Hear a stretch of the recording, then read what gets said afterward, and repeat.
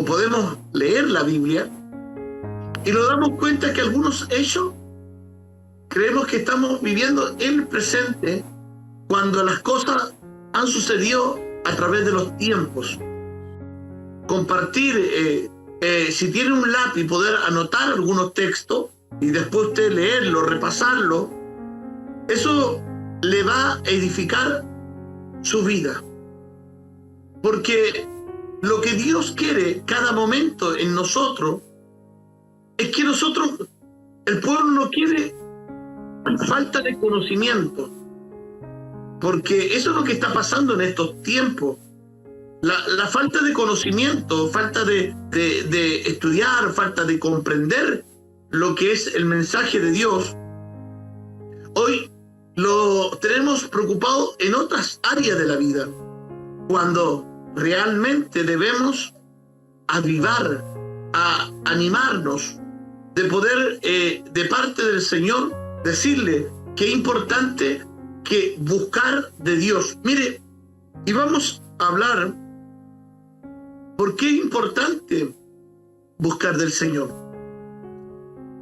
Aquí nos muestra, dice, reconciliación por medio de la muerte de Cristo. Y yo quiero hacer un poquito la reseña de lo que se hablaba un poquito la semana pasada también, pero también conllevarlo en este momento. Mire, sabemos que el autor es Pablo, apóstol Pablo. Esto fue escrito en el año 62 después de Cristo, este libro. Pero mire, la ciudad de Colosa estaba situado cerca de la Odisea.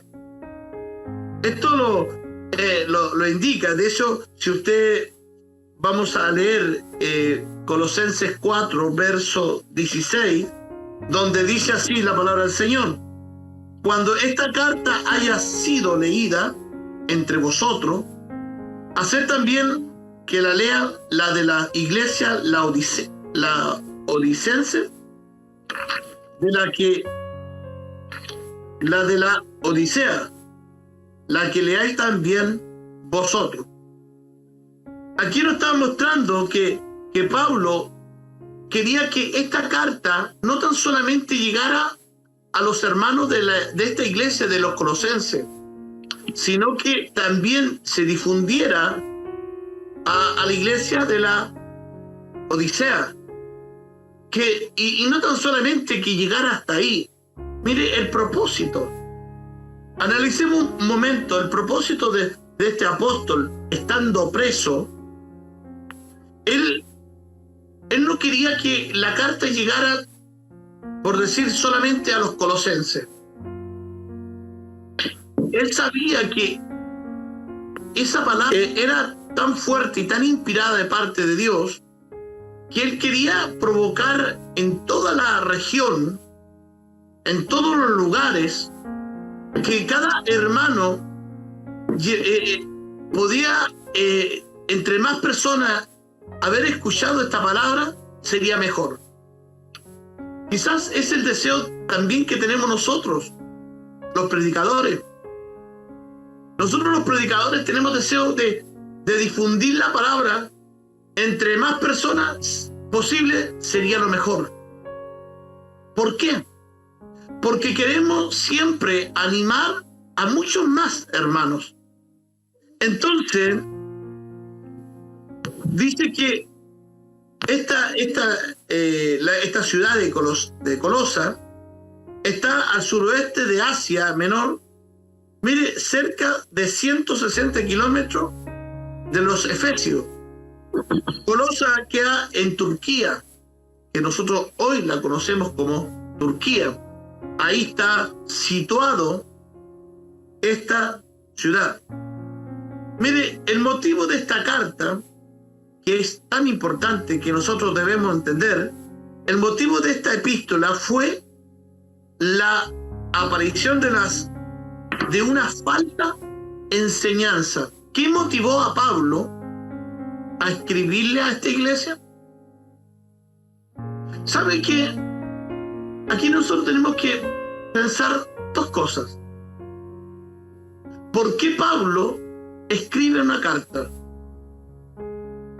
¿Cuál es el contenido de la carta? ¿Cuál es el propósito de la carta? Pero Pablo, él fue motivado de escribir por la, oiga, escuche bien, por la falsa enseñanza que amenazaba a la vida espiritual de los cristianos de aquel tiempo. ¿Y dónde lo vemos esto? Lo vemos en el mismo capítulo 2, verso 8. Mire lo que dice. La palabra de Dios dice así: mirad que nadie os engañe por medio de filosofías y huecas sutilezas, según las tradiciones de los hombres, conforme a los rudimientos del mundo, y no según Cristo. Quizás después, bueno, el que le toque el capítulo 2 a lo mejor va a hablar un poquito de la filosofía, pero ¿qué es lo que es en sí la filosofía? Es un conjunto de reflexiones sobre la esencia y las propiedades de las causas o los efectos con las cosas o la naturaleza, especialmente sobre los hombres y el universo. Aquí nos damos cuenta que esta iglesia quería ser dominada por una falsa doctrina, por una falsa forma de ver un evangelio. Y nosotros tenemos que tener cuidado porque no todas las personas que toman la Biblia le están hablando de Dios. Quisiéramos que todos que tomaran la Biblia hablaran de Dios. Usted sabe que aún las falsas doctrinas toman la Biblia y pueden hablar, pero después cuando usted lo sigue escuchando se va dando cuenta que hay algo que usted dice: a él, detengo, párese un poquito, a ver qué pasa. Porque nosotros tenemos que no tan solamente analizar todo esto, sino tenemos que estudiar la profundidad de este concepto, de esta palabra. Ahora, ¿cómo Pablo sabía esta situación? ¿Cómo el apóstol sabía lo que estaba pasando, siendo que él estaba preso? Porque él trabajaba con colaboradores. Siempre importante que nosotros, los siervos del Señor, trabajemos con gente importante al lado nuestro, con colaboradores, hombres de Dios. No que tengan pinta de Dios, pues, sino que sean hombres de Dios, ¿cierto? Estos hombres de Dios que tengan testimonio de vivir con Dios en su vida. Mire, aquí hay un hombre que siempre acompañó a Pablo, y en estas dos ocasiones dice, cuando Epafras, colaborador del apóstol Pablo, él era dirigente de la iglesia de Colosas. Tal vez fue el fundador. Eso lo coloco ahí entre comillas. Tal vez fue el fundador, porque no dice que él fue el fundador, sino tal vez podría haber sido el fundador de esta iglesia. Pero él viajó para ver al apóstol, informarle acerca de la situación que estaba viviendo esta iglesia de Colosenses. Él va y informa. Él tenía que salir de una responsabilidad que le estaba llevando como administrador de una obra, de ir e informarle que lo que estaba sucediendo con esta iglesia. De hecho, en el mismo capítulo 1, versos 7 y 8, dice: como lo habéis aprendido de Epafras, vuestro consiervo amado, él es fiel ministro de Cristo para vosotros, quien también nos ha declarado vuestro amor en el Espíritu. Mire lo que transmitía este hombre de Dios. El amor en el Espíritu. O sea, él tenía algo que avivaba a esta iglesia a que no se dejaran seducir por las corrientes de este mundo, sino más bien animaba a esta iglesia a buscar de Dios. Oiga, y no decir yo busco de Dios, buscarlo en el Espíritu. ¿Y cómo busca usted en el Espíritu? ¿Cómo usted busca en el Espíritu? ¿Acaso no la busca en oración? ¿Acaso no la busca en consagración para su vida? Porque yo no puedo estar sentado en el living de mi casa mirando la televisión y recibiendo administración de parte de Dios o inspiración de Dios. No puedo. Eso es lo que están haciendo en estos tiempos. Eso es lo que está transmitiendo esta sociedad en estos tiempos. Los predicadores están enseñando a las iglesias un conformismo. No le están enseñando a buscar de la presencia de Dios. No le están enseñando, mire, hoy en día hablar de ayuno es como algo pasado. Hablar de oración es como mera conversación que podemos tener entre usted y yo, pero sin profundidad. Si hablamos de fe, es para nombrar, es para decir que nosotros tenemos que hablar de fe, pero predicamos que debemos pedirle a Dios, pero en otras partes dudamos de las cosas que Dios hace en nuestras vidas. Entonces, nos damos cuenta que el cristiano en estos tiempos también vive en una filosofía. Vive en un extremo de la vida que uno dice, ¿qué pasa en estos tiempos? Porque si usted es muy radical para predicar la palabra, téngalo por seguro que alguien puede decir, no, pastor, no es la forma. Si usted no predica conforme a la Biblia, tampoco le va a gustar.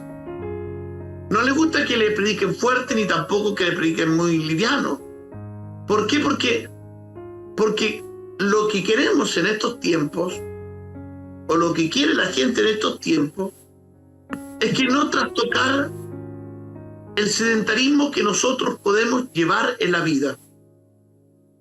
Pero aquí nos muestra de un tremendo colaborador del apóstol Pablo, un hombre que insistía en en quien también nos ha declarado nuestro amor en el Espíritu. Sí, mi Dios. El amor, oiga, es algo fundamental, pero tiene que transmitirse, tiene que verse en nuestras vidas de parte de Dios. Pero también Colosenses 4, verso 12, dice así: os saluda a Epafra, el cual es uno de vosotros, siervo de Cristo, y siempre está rogando encarecidamente por vosotros y sus oraciones, para que estéis firmes, perfectos, completos en todo lo que Dios quiere. Oigan, ¿usted cree que este apóstol se iba a referir a una persona sin conocerlo? Yo creo que no. Yo creo que cuando uno habla hacia una persona es porque lo ha visto. Es porque lo miraba, quizás cuántas veces. Mire, este hombre hizo algo tan especial. Y antes de referirme a lo especial que hizo este hombre, mire, dice, quiero volver a decir, en oración, para que estéis firme, perfecto, completo. Oiga, completo de testimonio.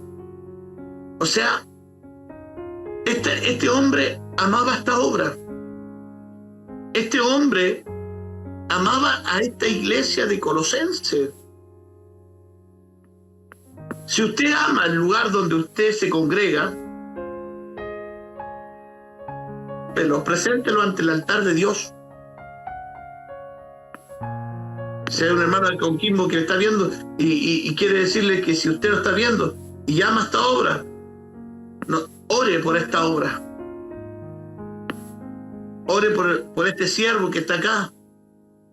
Yo necesito también la oración, como también ahí está nuestro pastor Ítalo, que es el presidente del ministerio, que también necesita de usted y que nosotros estamos orando por usted. Y estamos haciéndolo. Y no lo decimos de palabra. Eso es lo que está diciendo Pablo. Es lo que está Pablo expresándole a esta iglesia. Porque Pablo estaba mirando el profundo amor de este hombre para con esta iglesia. Gloria al Señor. Mire, Epafras fue un predicador cristiano que evangelizó esta iglesia. De él se menciona 2 veces en la Biblia. En Colosenses y en el libro de Filemón. Ahí nos damos cuenta que 2 veces se menciona. Epafras acudió al apóstol Pablo cuando él estaba preso en Roma. Le voy a pedir a nuestro hermano Gabriel que me busque Filemón 1:23. Dice que también fue en cierto sentido su compañero de prisión. Mire, Epafras, él no fue condenado, él no fue preso por causa del evangelio. Pero él iba a visitar al apóstol y él estaba ahí donde estaba al apóstol, no siendo preso, estuvo ahí con él. Del capítulo 1, verso 23, mi hermano Gabriel. Filemón. Sí. 1:23. Perdón, mi bastón. Me partió Filemón. Gloria al Señor.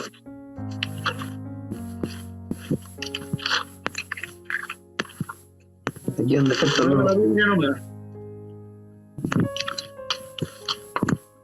Está después de Tito. Antes de Hebreo.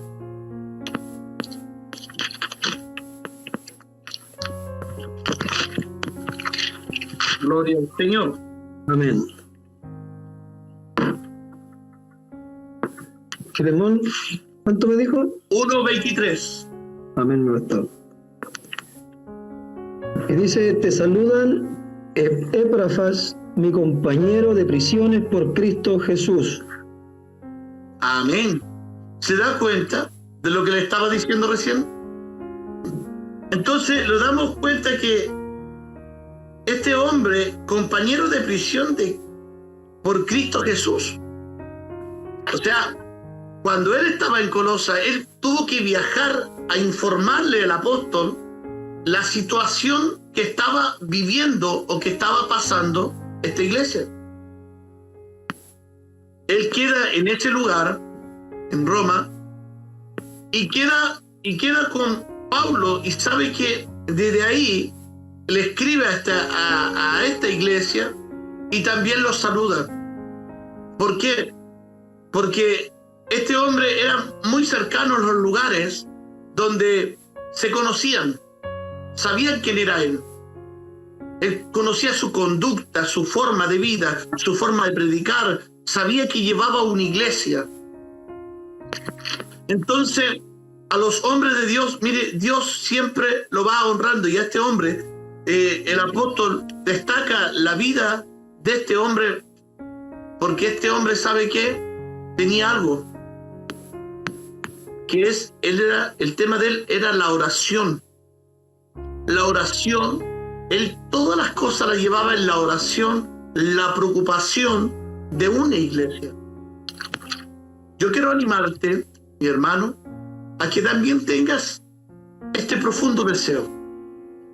Si tú sientes en tu vida que tienes que orar y no sabes por qué, ora por el lugar donde tú estás. Porque si tú oras por ese lugar, Dios va a mirar en tu vida que esa oración va a provocar un tremendo efecto. ¿Por qué? Porque aquí miramos la condición de un hombre. No tan solamente llevó a este hombre a la oración, sino fue o comentó a este apóstol, instruyó a esta iglesia. Por eso vamos a hablar de Colosenses y vamos a entrar. ¿Y por qué? Porque esta iglesia tenía una filosofía. Y mire, pero Pablo parte contándole algo de esta iglesia. En el verso 15, miren lo primero que dice. Lo primero que dice, Él es la imagen de Dios invisible, el primogénito de toda creación. Ahora bien, el primogénito de toda creación, esta frase se traduce literalmente al griego. No significa que Cristo fue un ser creado. Gloria al Señor. Más bien, la palabra primogénito, que significa hijo que nace primero, tiene aquí el mismo significado que se le da a menudo en el Antiguo Testamento. En el Antiguo Testamento también venía la palabra que nosotros conocemos, primogénito. Mire, el primero es la importancia del heredero o supremo. Entonces,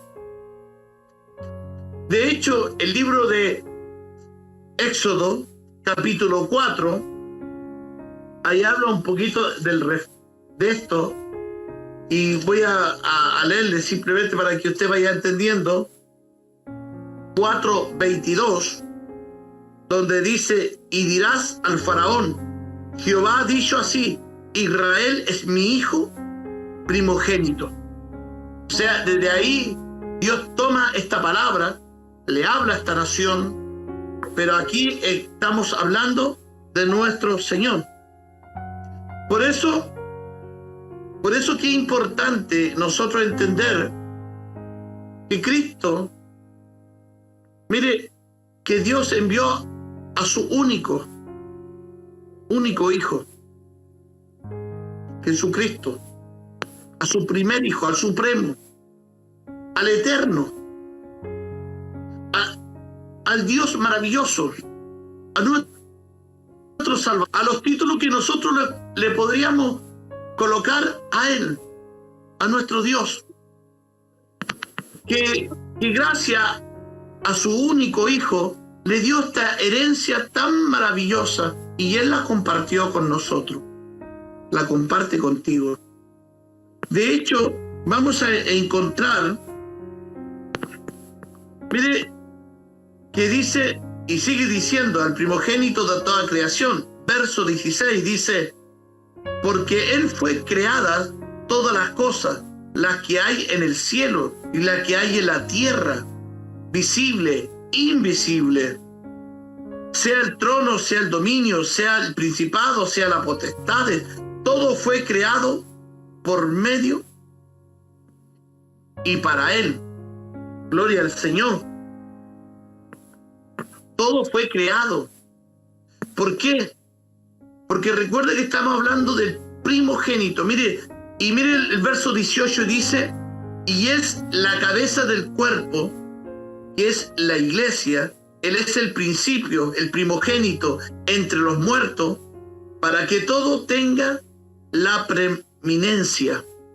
O sea, ¿se da cuenta cómo parte este escritor? O sea, le vuelve a enseñar a una iglesia algo que lo deberían haber sabido desde el principio.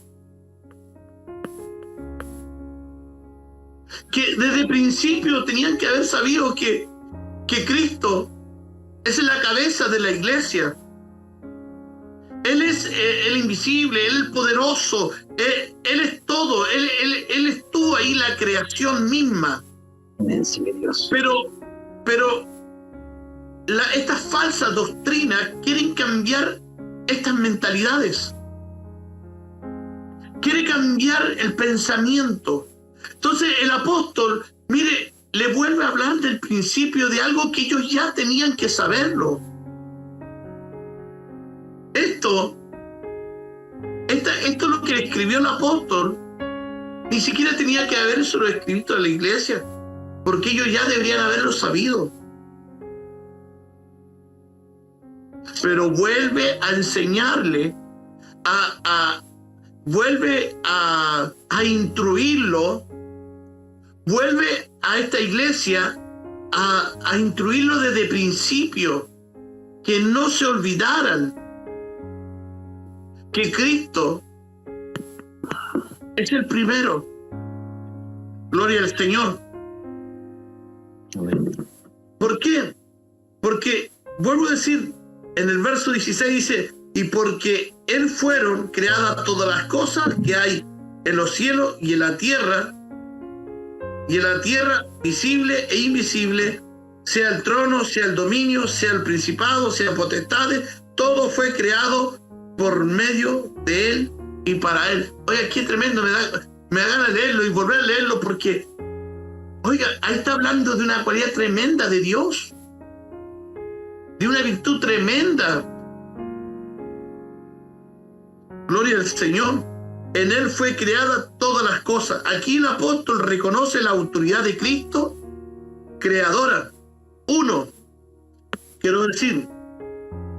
Todas las cosas materiales, espirituales, fueron hechas.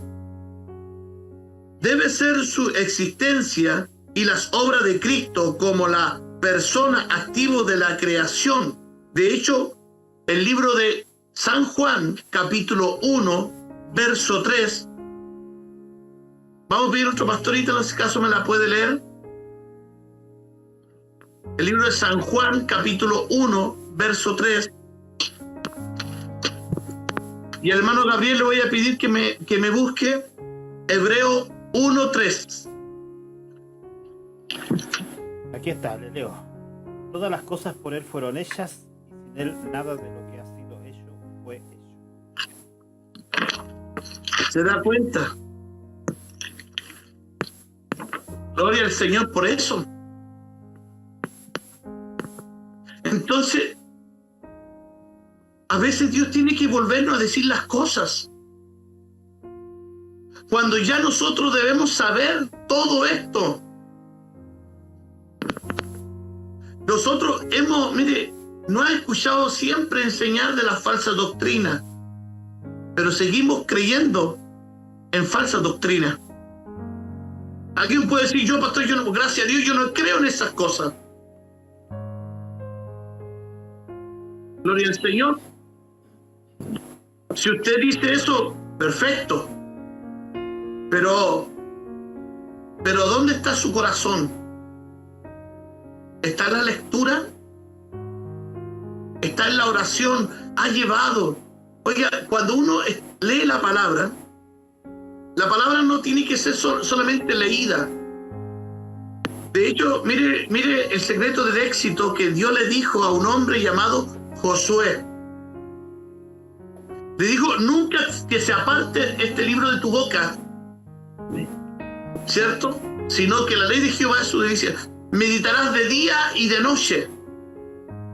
O sea, usted tiene que leerla y meditarla y volverla a meditar, porque Dios le va a seguir volviendo a enseñar. Cuando la encuentre, hermano Gabriel, me la lee.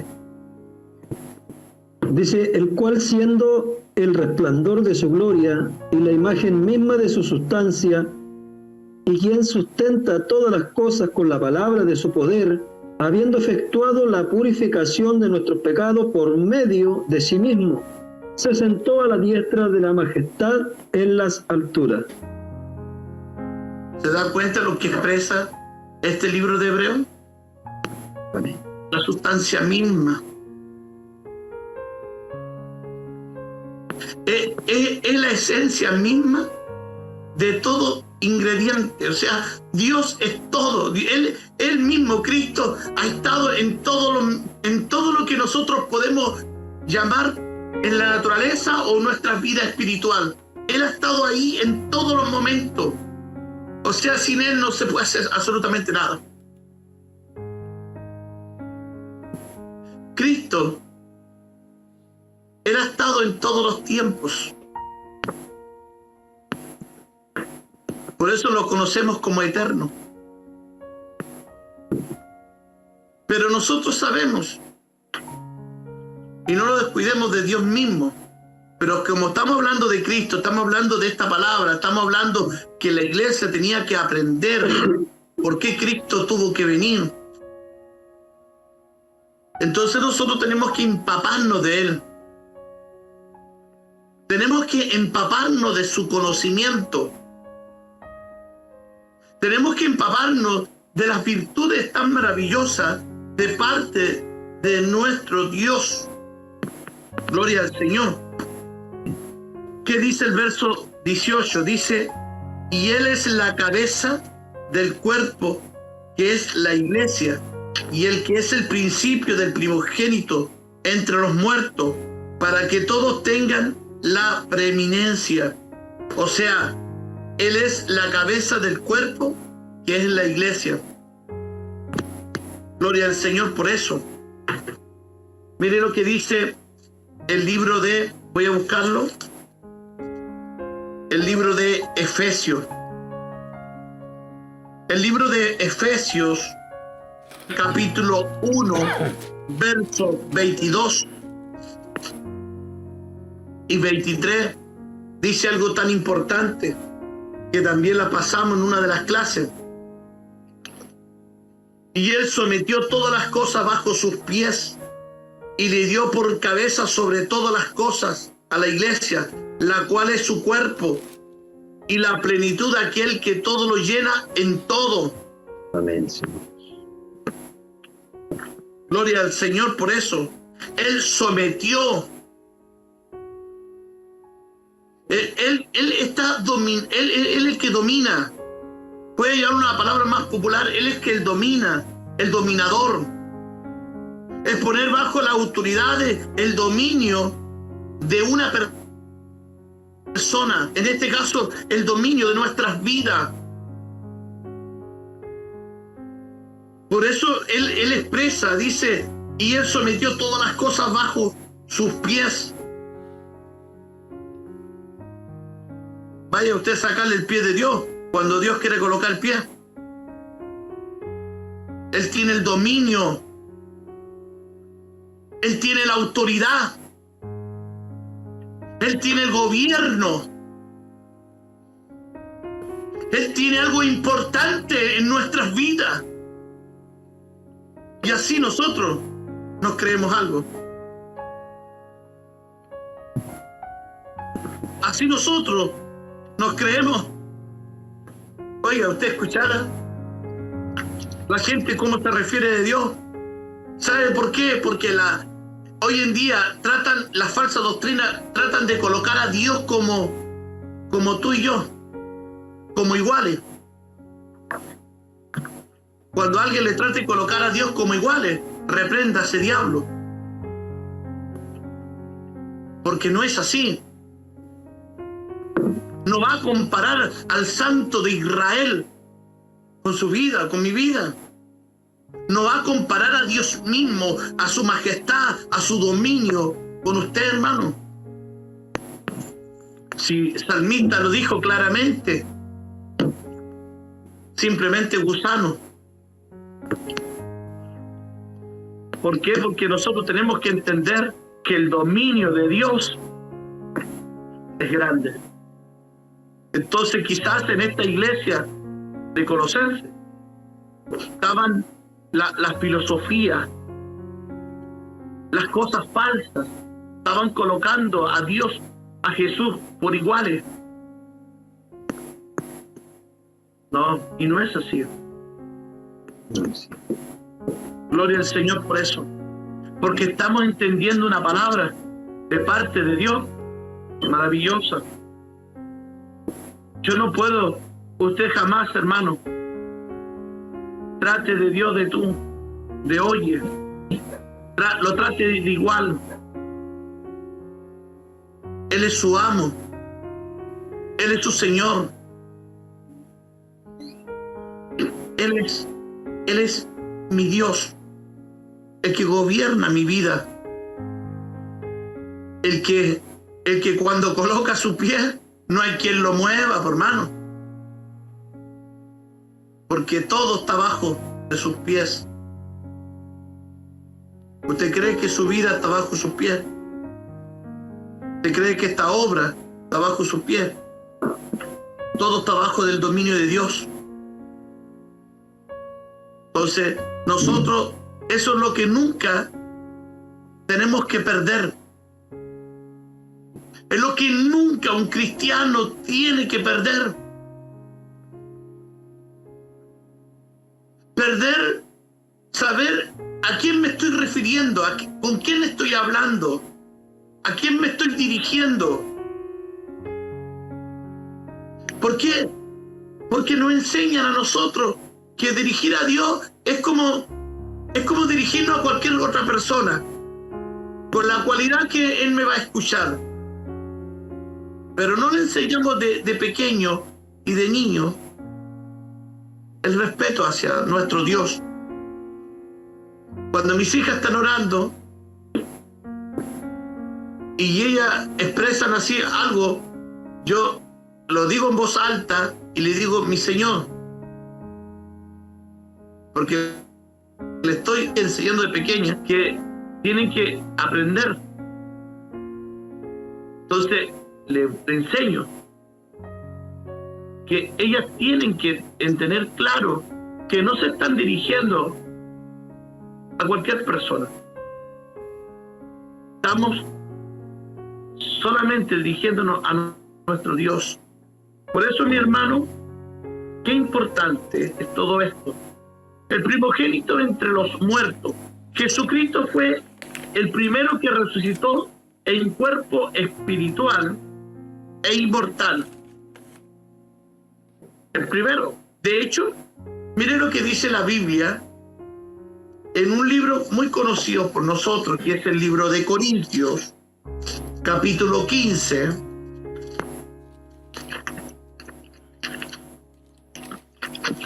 Gloria a Dios por eso. 15, verso 20. Mas ahora Cristo ha resucitado de los muertos, primicia de los que durmieron es ellos. Mas ahora Cristo ha resucitado de los muertos.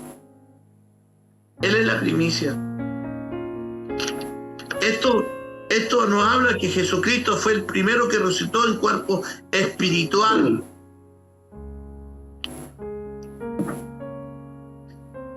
¿Qué nos da a entender esta palabra, mi hermano? Que Él venció la muerte.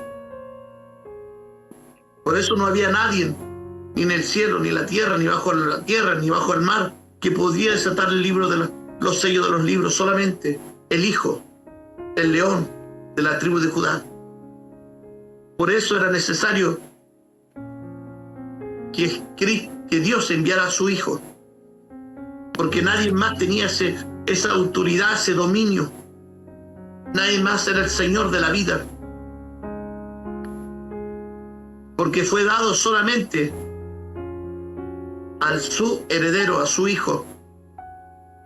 Entonces, es necesario nosotros ir entendiendo de parte de Dios qué debemos hacer cada día. Esto le está enseñando el apóstol. Esto le está enseñándole para no perdernos. Esto que nosotros ya lo deberíamos estar sabiendo. Es como una clase que el profesor dice, ¿sabe qué, alumno? Esta materia, usted ya deberían saberse la memoria porque muchas veces se le han dicho, muchas veces se le ha enseñado. pero a veces es necesario estar volviendo a enseñarlo, porque nos estamos olvidando en quién hemos creído, cuál es la fuente. Verso 19 dice: por cuanto agradó al Padre, en él habitase toda la plenitud, toda la plenitud. Es habitarse en toda la plenitud. La plenitud de toda deidad y de todo de sus poderes, naturaleza, habitan corporalmente en Cristo. De hecho, mire lo que dice Colosenses 2, verso 9. Dice: porque en el que habita corporalmente toda la plenitud de la deidad. Gloria al Señor. Recién nuestro hermano Gabriel leía Hebreos 1.8, parece que era, o 1.3 o 1.8. ¿Porque tiene por ahí Hebreos? 1.3. 1.3. Pero 1.8 dice, ¿lo tiene usted ahí? Amén. Léalo. Dice: mas el Hijo dice: tu trono, oh Dios, por el siglo de los siglos, cetro de equidad es el cetro de tu reino. Gloria al Señor. Santo eres, poderoso Dios. Amén, mi Dios. Estamos entendiendo qué es lo que es la plenitud entonces. La plenitud es la deidad de todo, sus poderes y la naturaleza que habita corporalmente en Cristo. La plenitud es la cualidad de todo lleno. Oiga, ¿qué significa todo lleno, completo o terminado? Eso es la plenitud. Algo que está listo, algo que está terminado, algo que está lleno, terminado, está completo, está listo. Eso es la plenitud de Dios. Es todo. No hay vacío, no hay algo que podríamos decir, esto falta. No, Dios es mismo, su plenitud. Su deidad es un ser al que se le atribuye condición propia, divinidad. A él se le atribuye. Hay hombres que se creen también, pero sabemos que nosotros lo estamos refiriendo a Dios, que él se atribuye toda condición propia de una divinidad. Dios es todo. Por eso es necesario ir cada día entendiendo de parte del Señor. Ya voy a terminar. Yo quiero leer el verso 20. Dice: y por medio de la reconciliar consigo todas las cosas, así las que están en la tierra como las que están en el cielo, habiendo la paz mediante la sangre de su cruz. Reconciliar consigo todas las cosas. Lo leíamos el verso 16 al verso 18. Ese se conlleva mucho lo que hemos leído antes. Pero también en Romanos. Mire, el libro de Romanos del capítulo 2, del 4 al 10, ahí usted se va a dar cuenta, quizás no se lo voy a leer porque es un poco extenso, pero ahí usted puede leerlo y se va a dar cuenta usted que es necesario que Cristo nos reconciliar nosotros con Cristo, porque aquí nos habla en Romanos algo lo contrario, que como los hombres están apartados de Dios. Porque nosotros tenemos que reconocernos. Si yo voy a reconciliarme con algo o con alguien, tengo que ser por algo. Si usted se va a reconciliar con Dios, tiene que reconocer que ha fallado. Porque si no, Amén. no serviría. ¿Sabe qué? No sirve.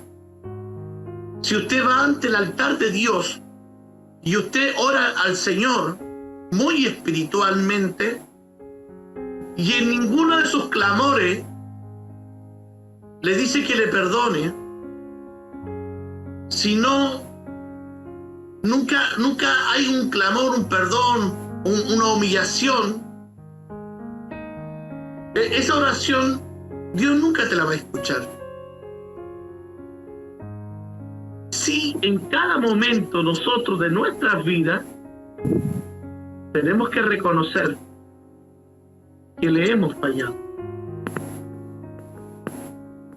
para adquirir la perfección de nuestras vidas, tenemos que reconocer.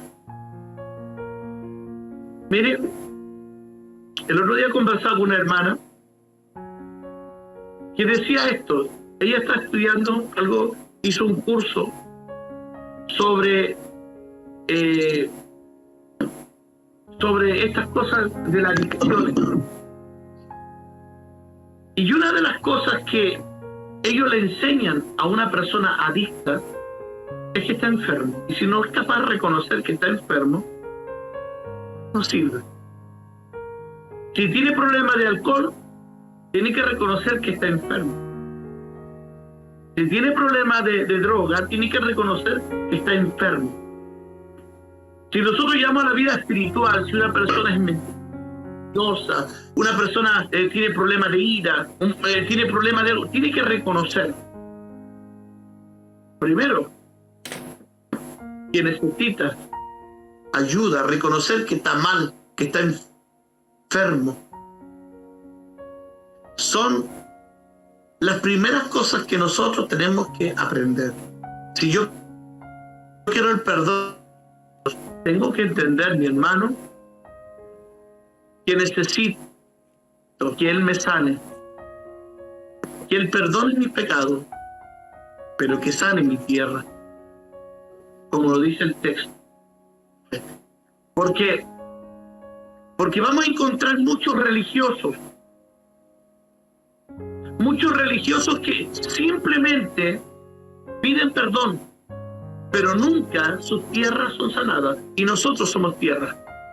Por eso siguen en una causa de vida. ¿Por qué? Porque lo hacemos simplemente de la boca hacia afuera, pero no reconociendo nuestra enfermedad, reconociendo lo que está dentro de esta vida. Yo quiero invitarte a ti, hermano, a que tú reconozcas que necesitas del Señor. Que reconozcas que la vida necesita de Cristo.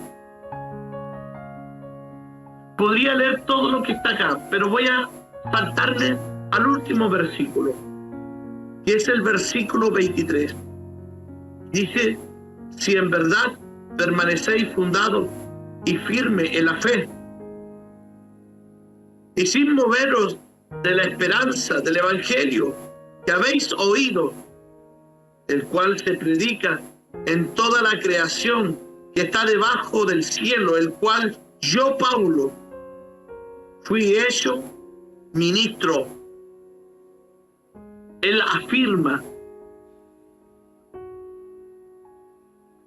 que él no fue dado de hombre, de Dios, que él predicaba, pero si él estaba predicando, él estaba hablando porque era enviado de parte de Dios, porque Dios había establecido en este hombre algo importante. Por eso tenía que hablarle con firmeza, con seguridad a esta iglesia, a la verdad. Si en verdad permanecéis en la fe. Mire, en la fe, es decir, poner una permanente en Jesucristo como el Señor y el Salvador. 2, fundador.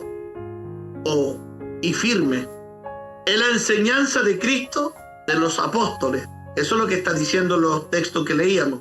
3. Inconmovible en la esperanza del Evangelio, es decir, no olvidar o no volver a la condición anterior. No volver a esa condición anterior.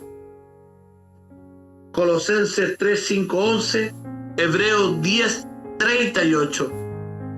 No quiero seguir leyéndolo, pero si usted lo puede leer después, léalo. Colosenses 3, del 5 al 11 y Hebreos 10, verso 38. Porque para decirte algo, hermano,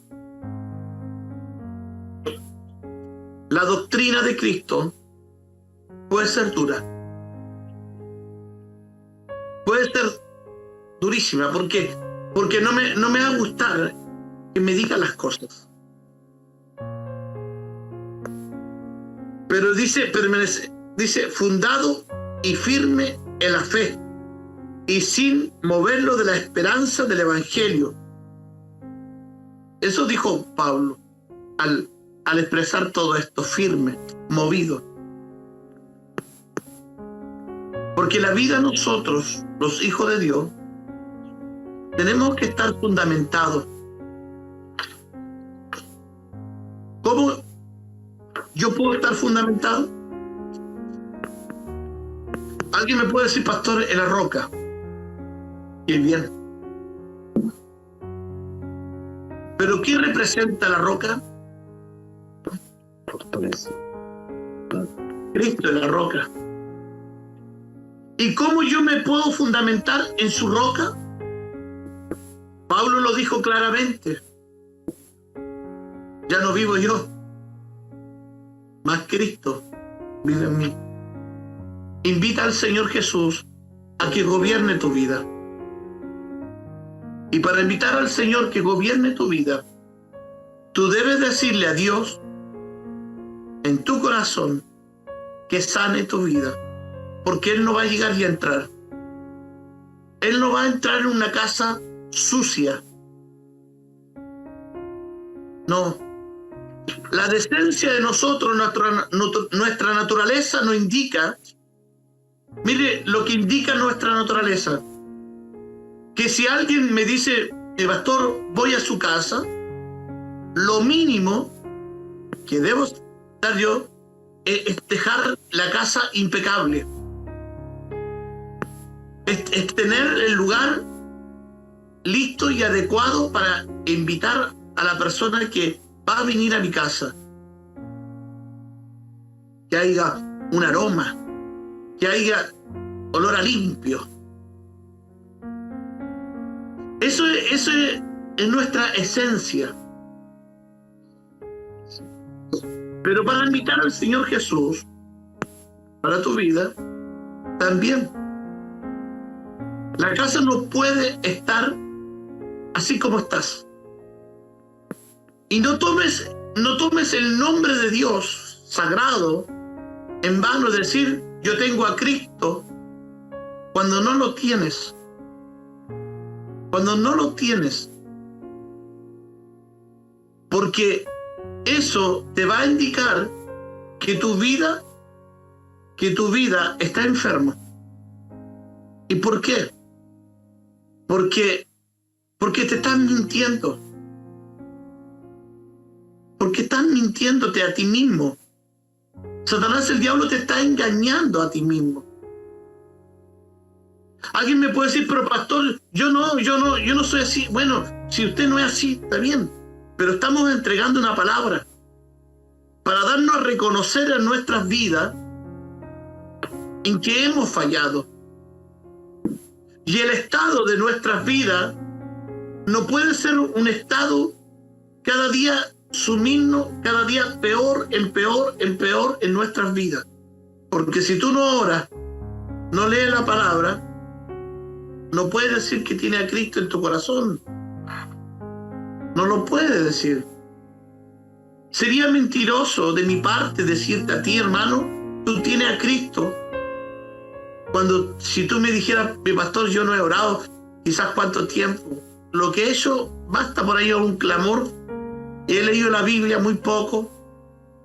No, Cristo quiere fundamentarte en la roca, Cristo quiere estar en tu vida y quiere que esta palabra esté en tu corazón. Nada más que eso. Si tú haces estas cosas, te vas a dar cuenta que tu vida va a ser diferente. Nadie va a tratar de engañarte. Ya no van a tratar de decirte algo. No, porque tú estarás en la luz y te darás cuenta de cada situación. Yo le quiero decir a cada uno de mis hermanos y a los hermanos que nos están escuchando a través de la radio, que nos sigan siguiendo los miércoles, que estamos estudiando esta palabra. Pero lo hacemos con un solo propósito. Lo mismo que el deseo que tenía Pablo, seguir difundiendo la palabra, seguir haciéndolo. Para muchos pueden decir cómo, pero para nosotros que conocemos que esto es un canal de bendición, queremos a través de este canal de bendición bendecir tu vida, bendecir tu hogar, bendecir tu familia. Y quiero orar en esta hora. Quiero que tú ores conmigo. Quiero que en este momento de la vida tú le digas, Señor, está bueno ya, porque me estás hablando en mi vida, me estás diciendo, oiga, si el Espíritu te está moviendo, es por algo. Si el Espíritu Santo en esta hora te está moviendo, es por algo. Si el Espíritu Santo te está diciendo, tienes que reconocerme, me ha fallado. Sí, es importante hacerlo. ¿Y sabes por qué es importante orar en el Espíritu? Porque cuando nosotros oramos en el Espíritu, lo reconocemos, lloramos, suplicamos. Pero cuando estamos en la carne, oiga, pero no sucede nada. Es importante entonces imitar la fe de este hombre, Epafras, un hombre que oraba en el Espíritu. Y yo quiero que te quedes con eso. Cómo este hombre oró en el Espíritu, preocupado por una iglesia. Y el apóstol Pablo observó la vida de este hombre. Que vean en ti, hermana, hermano, amigo, que Dios está preocupado de tu vida. Vamos a orar al Señor.